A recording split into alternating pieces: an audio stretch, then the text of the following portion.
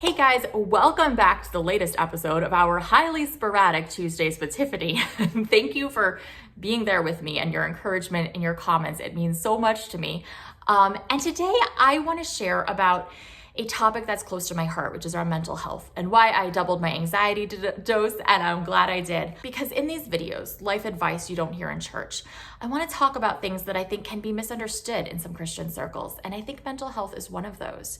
So I want to come at this from a perspective of someone who is a Christian, who loves Jesus, who believes in God and believes he has the power to heal, but also believes that God sometimes works more in our struggle than when we're miraculously healed. And sometimes faith in God means taking advantage of doctors, counselors, things that can help us grow. That's just an extension of my trusting and believing in God. So I want to let you into a little bit of my journey recently with this and share a couple things that have been helping me. So as you know, I've struggled with anxiety and depression throughout the years, and I've been on meds for a while, which have made a huge difference in my life. I was in counseling for several years, which also made a huge difference in my life. And this video is actually sponsored by FaithfulCounseling. I'll tell you more about them in a little bit. Recently, things have taken a turn for the worse. If you follow me on Instagram, you know a little bit of this story, but my youngest daughter, Eliana, she's almost 18 months old, and she has not slept well. She's had a lot of different health issues, trouble self-soothing, and so I haven't gotten more than a couple hours of sleep at a time really since she was born. And I am so tired. On top of that, she's wanted to nurse around the clock, which goes back to having trouble feeding herself, having to be in swallow therapy. And so it's just this around the clock active mothering, and it has been exhausting, like utterly overwhelming and exhausting. I told James I feel like I've started living in this constant feeling of low-grade panic and just this like constant anxiety. On top of that, both my girls have EpiPens and severe food allergies, and Natalie has asthma, my older daughter, and so when she gets a common cold, she sometimes ends up in the hospital for hours of breathing treatments. So there's just a lot going on, and my anxiety has been through the roof, and I've been having a hard time functioning. One more thing I'll add to all of that is I've been struggling with my thyroid, postpartum thyroiditis. And when your thyroid is off, it affects your mental health. It affects your levels of extreme fatigue and exhaustion. And mine keeps going off. They give me medicine for it, and then it goes off again, and they have to change the meds, and then it goes off again, change the meds. So it's been this constant struggle and just a really hard past couple of years. I was like, I need to go back to my counselor. Right now, there's a huge wait list at a lot of counseling centers, which is part of the reason why Faithful Counseling is sponsoring this video. Quick blurb about them, because I'm a huge fan of what they do. But they offer counseling services. They set you up with a licensed, credentialed counselor, which is so important, who's also a Christian.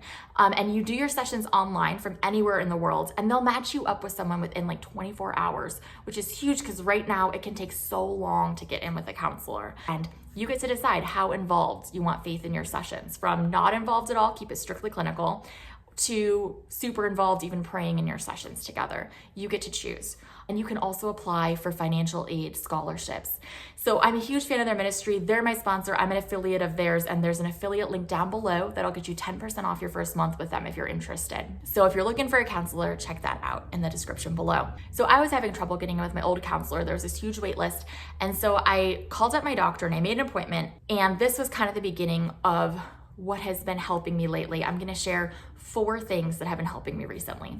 The first is my doctor set me up with another counselor. It was a short-term counselor to kind of just get me through until I could get in with my old one. The second thing she did was say, do you want to up your meds? I'd been on the same medicine dose, a very, very low dose was all my body had needed before for my anxiety and depression. And she's like, do you want to up it? And I'd been kind of thinking like, no, I don't need to. I can power through this.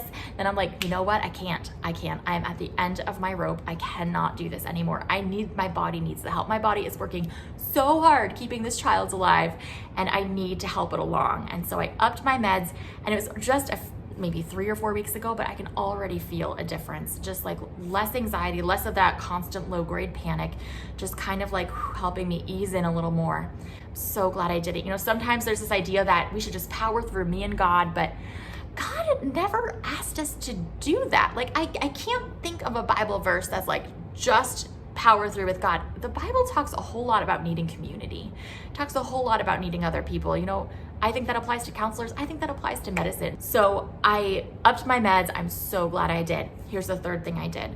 I started deep breathing. This is something that James, my husband James, learned on TikTok. This breathing technique of you breathe in and you hold it for 7 counts, and then you breathe out for the course of 7 counts. So at night, he'll like put his arm around me and just like tap out the counts on my arm, and we'll do it together.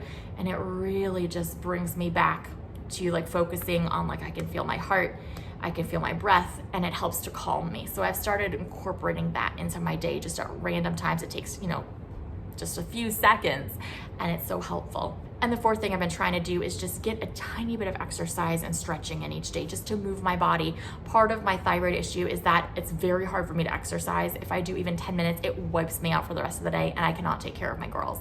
I just can't even do it. And so and that's partly the lack of sleep too. But I've started saying, like, okay, I'm gonna try to get like once around our block, you know, twice around our block, or at night when I'm watching a show with James before bed, I'll like do some yoga poses, some stretches, just to get my body moving, to relieve some of that tension. And that's been so helpful too. So I'd love to hear from you in the comments, 2 things. Number 1, what has helped you with your mental health? And number 2, is this a stigma that you've also experienced in church or not? So I'll see you again at some point sporadically. Love you guys. Bye.